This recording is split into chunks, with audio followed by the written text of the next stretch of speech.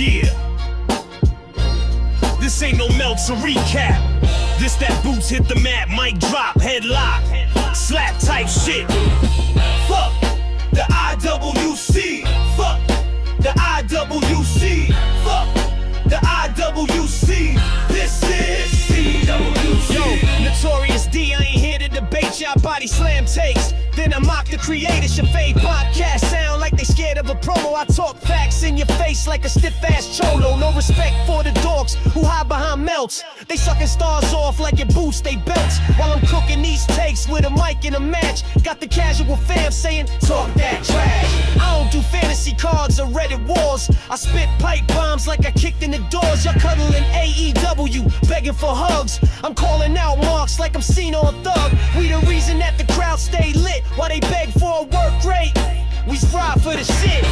Fuck the IWC. Fuck the IWC. Fuck the IWC. This is CW.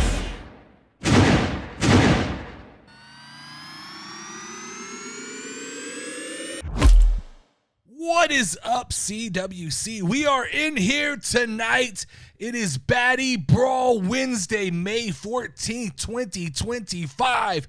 This is the CWC podcast. I am the voice of the casual wrestling community, Notorious Dirty D, and tonight we have a hell of a show planned for you guys. If you're new here, welcome to the show. If you're looking for new wrestling friends and you feel like the internet is full of a bunch of pretentious pricks, this is your new home. You are now part of the CWC, where the motto is simple: fuck the IWC.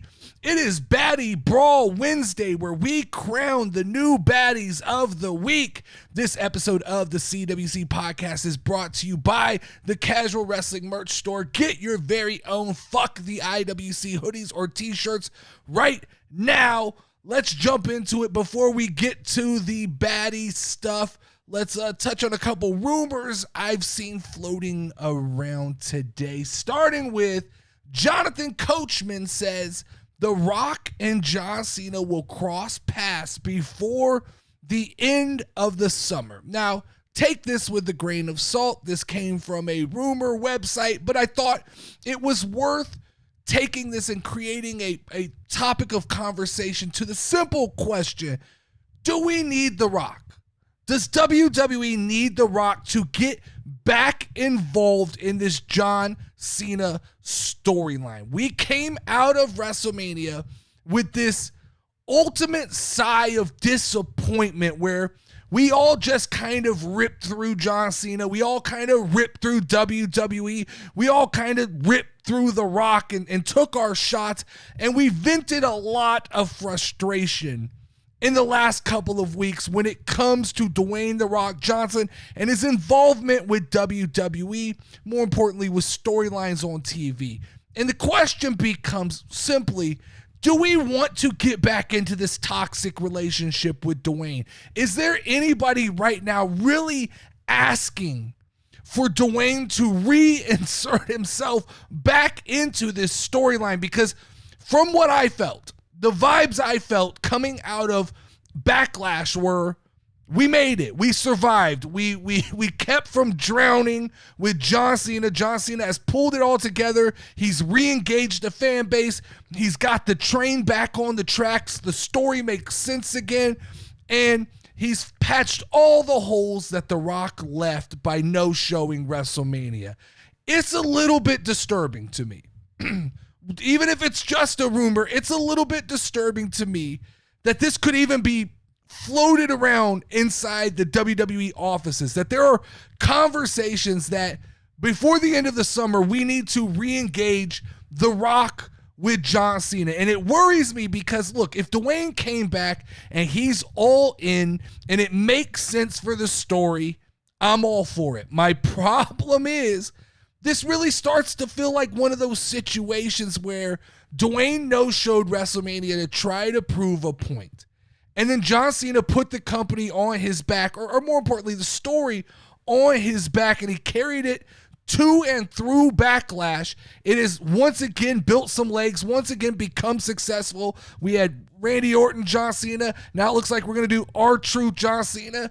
I just don't know where The Rock fits into this entire storyline that is become the John Cena farewell tour that was supposed to feature this new faction of Dwayne "The Rock" Johnson and John Cena and Travis Scott.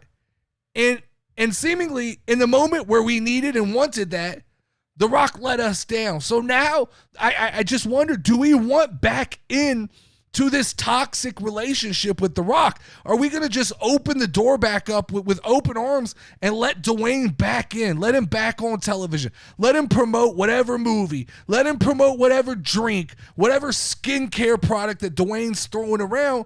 Are we going to open our arms back up? Or is this the time where when Dwayne comes back, we finally go, I think we're good. I think we're good, Dwayne. We don't need you anymore.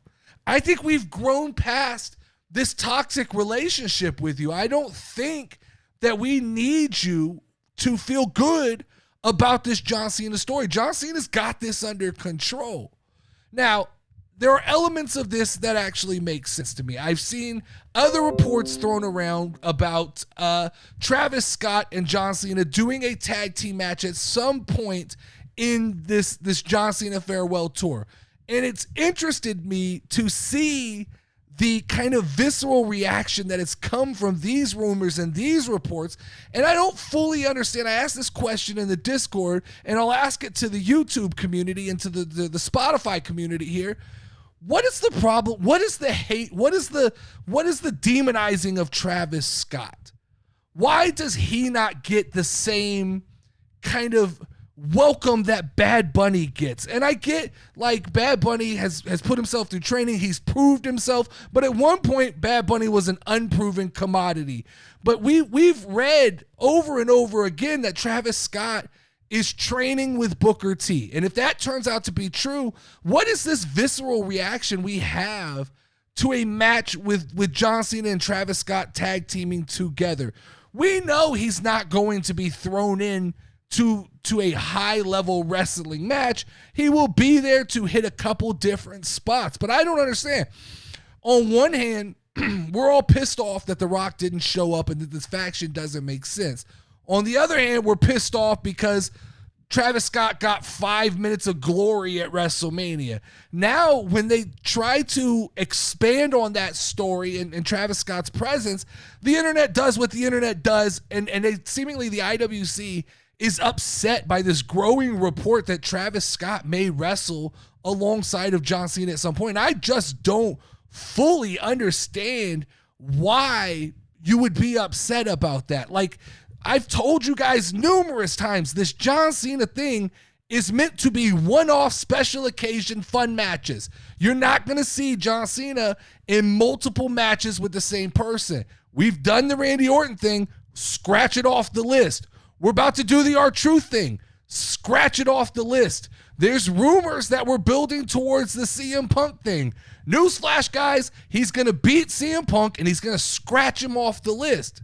And if at some point there comes a moment where it makes sense to do, even if it's like a Damian Priest and Bad Bunny versus John Cena and Travis Scott or whoever, whatever the combination is that makes sense, I don't understand what the visceral hate and reaction is. Let it happen before we tear it apart, before we become mad. I don't understand where the visceral reaction comes from with Travis Scott. I understand where the visceral reaction comes from when Dwayne "The Rock" Johnson's name gets brought up. That is a sour taste in a lot of our mouths right now that I don't think we all want back into that toxic relationship with Dwayne.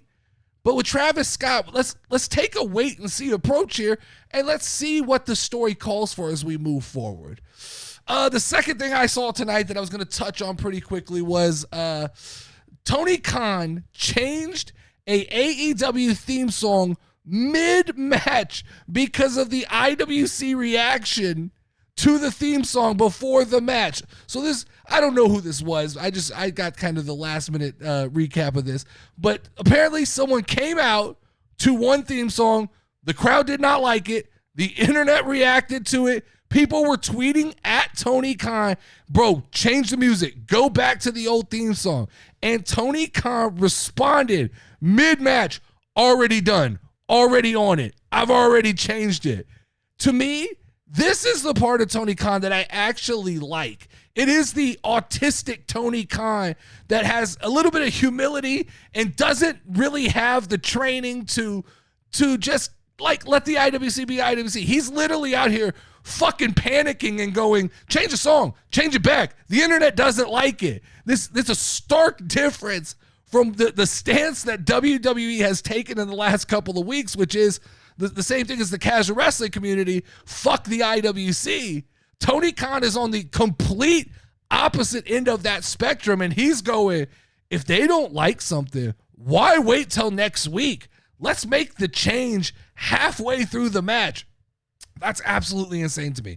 It's absolutely insane to me that Tony Khan is sitting there while AEW Dynamite is actually on television, and this guy is scrolling his phone looking for the instant reaction and instant gratification of what the IWC is saying about what he's doing on a week-to-week basis. That's absolutely insane, and it explains so much.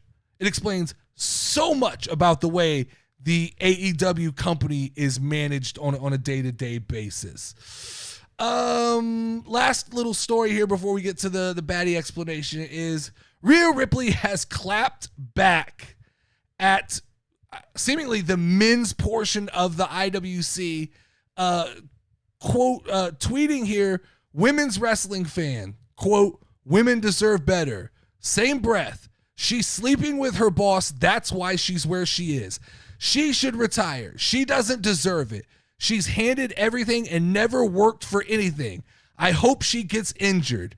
You guys are the real reason it's so difficult to be taken seriously as a woman wrestler.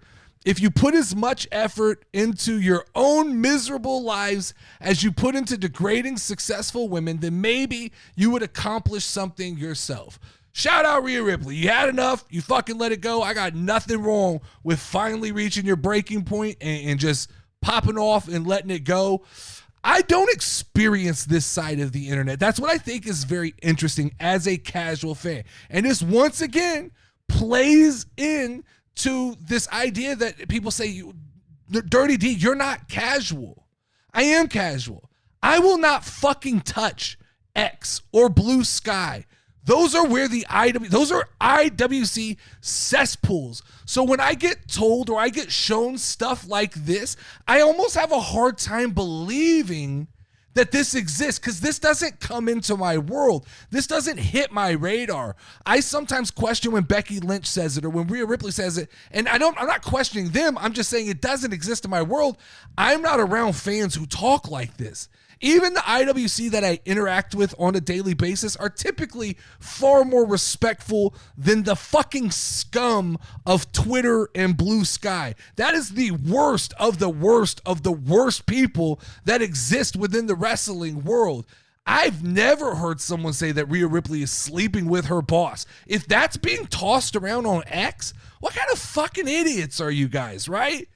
Like the fact Rhea Ripley should retire? Who's saying this? These are asinine things to say. Now, I will say, if I was Rhea Ripley, you have to understand, you know these are the idiots of the world. Like, if you're going to jump into a nasty-ass swimming pool, which is X, you have to expect that there's going to be nasty-ass people in that swimming pool. I have found in my experience that TikTok is a far more friendly platform to expression. It's worse than YouTube. YouTube, to me, in my experience, is far more classy than all of the other social media platforms. X is a cesspool. Blue Sky could be the worst. That is the one where people they don't even want to have conversations. It's just an immediate attack of character. It's absolutely insane. Instagram's hit and miss. I think Instagram's where you have a bleeding over of kind of the two cultures meeting up. But that's why I found that it's just safer to exist as a casual wrestling fan with casual wrestling opinions that are very based in the business of professional wrestling. It is safer to live in the TikTok and YouTube universes and just stay the fuck. If I was any wrestler, if I was any celebrity, I would stay the fuck off of X and Blue Sky, just because that is where people just feel free to just be complete dickheads. Okay, so let's talk about this new Wednesday situation that we're calling the Baddie, what did we call it at the beginning of the show? I forgot what I wrote here.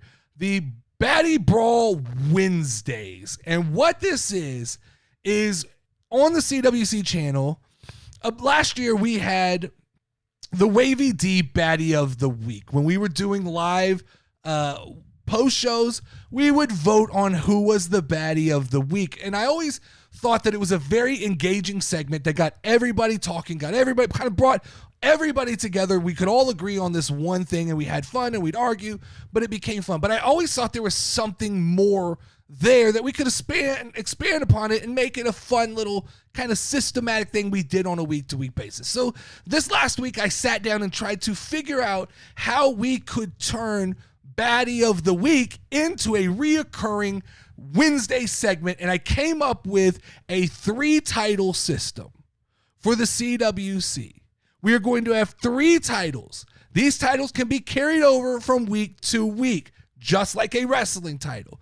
The first title is going to be the CWC World Baddie title. This is our world championship, and this is voted on by me.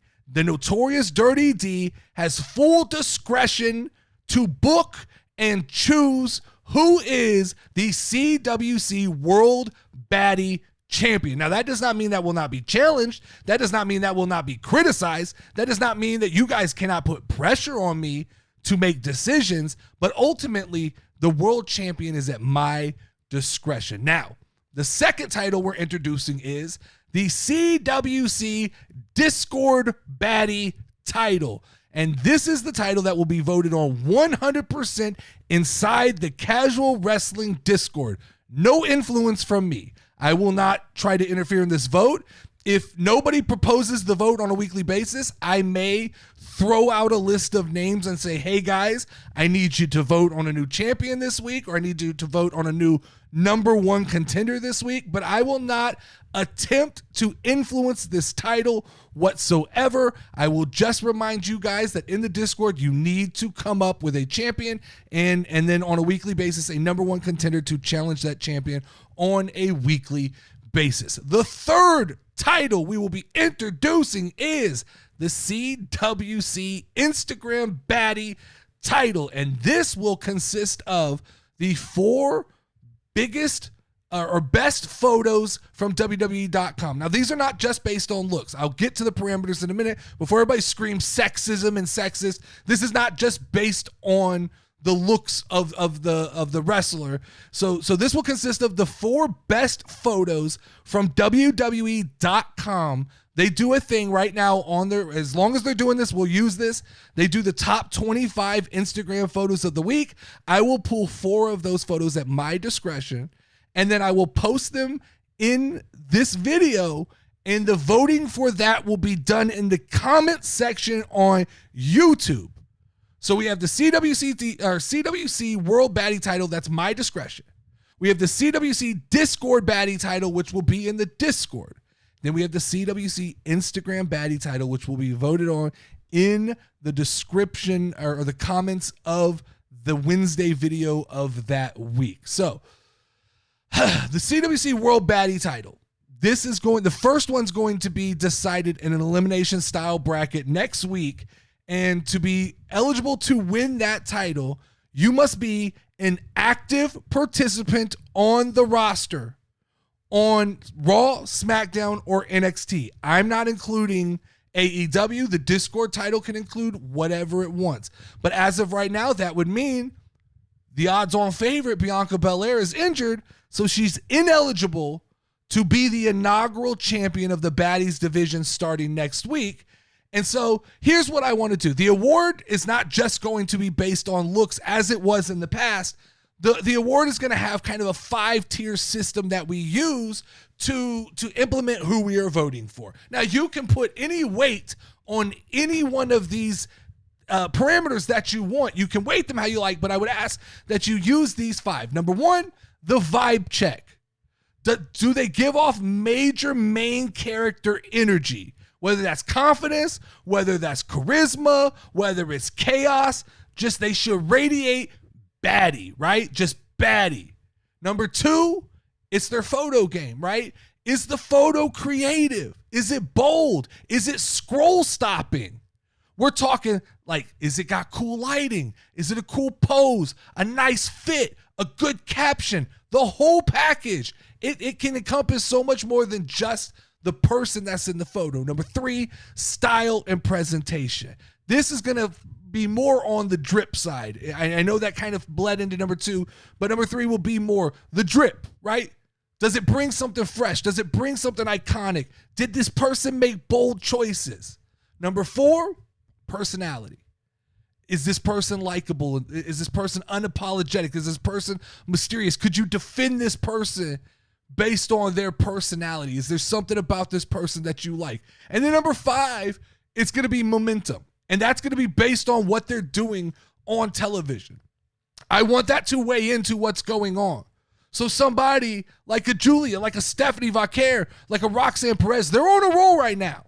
So I want that to feed into that baddie energy, if that makes sense. Now, like I said, you can take any one of these 5s and you can weigh them any way that you want to. Just take into consideration all 5 of those things when you're making your choices. So the first official 8 baddies for the first Battle of the Baddie tournament to crown the CWC World Baddie Champion will be number 1, Alexa Bliss. Number 2, Liv Morgan. Number 3, Rhea Ripley. Number 4, Jade Cargill. Number 5, Roxanne Perez. Number 6, Fallon Henley. Number 7, Stephanie Vaquer. And number 8, Naomi. That will be a bracket battle that is done on next Wednesday's episode, where we will crown the first ever CWC World Baddie Champion. Now, for the Discord, this is up to you guys. You can bring in anybody you want, as long as they're in the world of professional wrestling. I don't care if you guys start digging into your indie local promotions.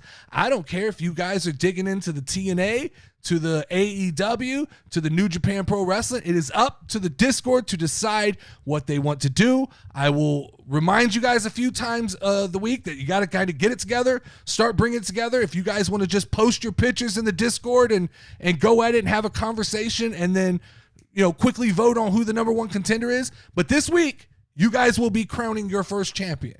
This week, whoever you guys vote for will get the belt placed upon them to be the first ever CWC Discord baddie. And then we have the Instagram baddie.